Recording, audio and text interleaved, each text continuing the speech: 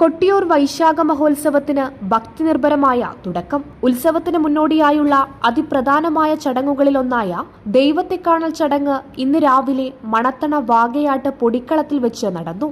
കുറിച്യ സ്ഥാനികനായ ഒറ്റപ്പിലാൻ പണിക്കരുടെയും കാടൻ സ്ഥാനികന്റെയും നേതൃത്വത്തിലാണ് ചടങ്ങുകൾ നടന്നത്. ഗോത്രാചാര രീതിയിൽ നടക്കുന്ന ചടങ്ങാണ് ദൈവത്തെ കാണൽ. പാരമ്പര്യ ട്രസ്റ്റിമാരായ തിട്ടയിൽ നാരായണൻ, ആക്കൽ ദാമോദരൻ നായർ, പാരമ്പര്യേതര trustee N Prashanth, Devaswom executive officer Gokul തുടങ്ങിയവർ പങ്കെടുത്തു.